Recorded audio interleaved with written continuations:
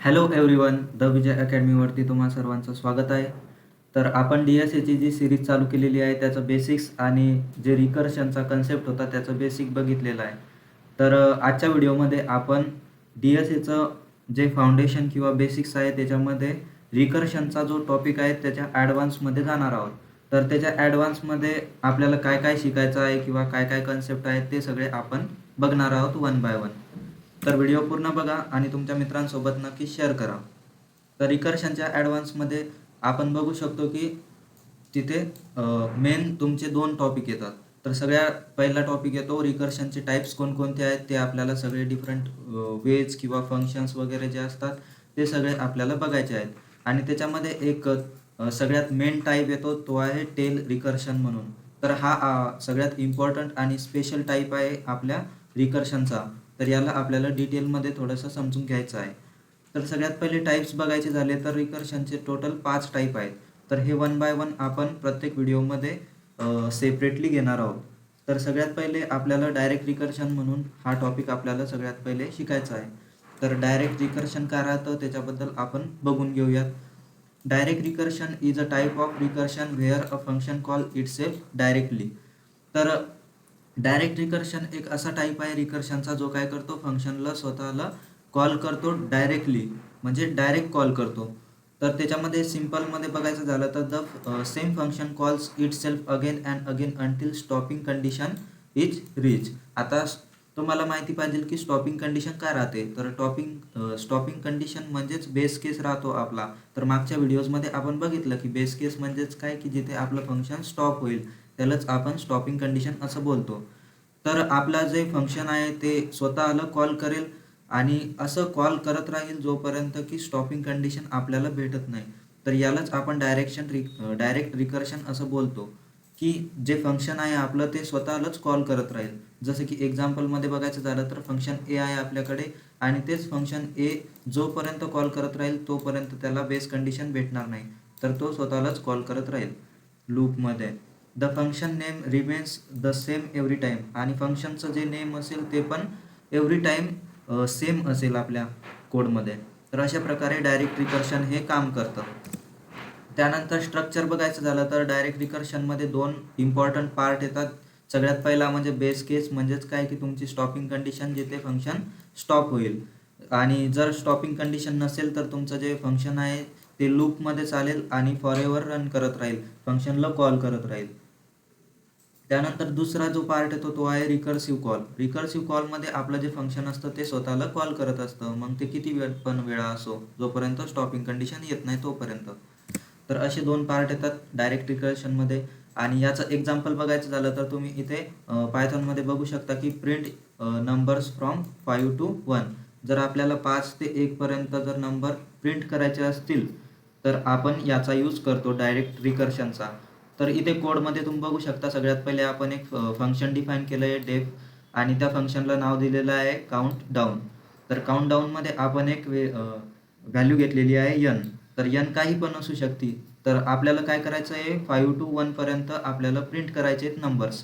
तर आपण यनची व्हॅल्यू 5 घेणार. त्याच्यानंतर आपण एक बेस कंडिशन लावलेली आहे, बेस केस लावलेली आहे स्टॉपिंग कंडिशन. त्याच्यामध्ये आपण सांगितलेलं आहे की if n is equals to 0, म्हणजे इफ जेव्हा आपला जो यनची व्हॅल्यू आहे ती 0 होईल तेव्हा आपल्याला रिटर्न करायचं आहे, म्हणजेच जे आपली कोड आहे तो थांबवायचा आहे. त्याच्यानंतर प्रिंट करणार आपण यनची व्हॅल्यू. तर हे रन झाल्यानंतर आपण काय करणार, जे पण आपली यनची व्हॅल्यू आहे ती आपण प्रिंट करणार. आणि त्यानंतर परत आपण याच कंडिशनला कॉल केलेलं आहे इट सेल्फ. तर यालाच बोलतात की डायरेक्ट रिकर्शन. तर आपण इथे जे फंक्शन घेतलेलं आहे काउंटडाऊन, तर त्याच्यामध्ये आपण काय करणार, त्या यनची व्हॅल्यू 1ने कमी करणार, n-1. तर ते फंक्शन स्वतःलाच कॉल करेल. आणि इथे अपडेट करून आपण काउंटडाऊन 5 घेतलेला आहे, म्हणजेच 5 साठी आपल्याला चेक करायचं आहे किंवा प्रिंट करायचं आहे.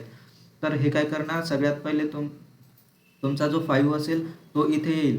मग या फंक्शनमध्ये इथे जर 5 आला त्यानंतर हे चेक करेल की बेस कंडिशन मीट होते का, तर 5 इज टू 0 येते का, तर नाही. तर मग काय करणार की 5ला प्रिंट करणार. मग सगळ्यात पहिला हा 5 आपल्याला आउटपुटमध्ये प्रिंट होईल. त्यानंतर येणार इकडे काउंटडाऊन n-1 मग इथे 4 होणार. मग परत इथे काउंटडाऊन 4 इथे परत लूपमध्ये जाणार. त्यानंतर परत चेक करणार की n इज टू 4 आहे का, म्हणजे 4 इज टू 0 आहे का? तर 0 नाही आहे तर मग तो प्रिंट करणार यांना, मग 4 प्रिंट होणार. तसंच हा जोपर्यंत 0 येत नाही यांची व्हॅल्यू तोपर्यंत हा लूप चालू राहणार. त्यानंतर 3 प्रिंट होणार, 2 प्रिंट होणार, त्यानंतर 1 प्रिंट होणार. मग इथे जर 1 आला, 1 - 1 त्यानंतर होणार 0. तर काउंटडाऊनमध्ये 0 येणार, आपली यांची व्हॅल्यू 0 येणार. त्यानंतर बेस केसमध्ये इथे चेक करणार की 0 इज टू 0.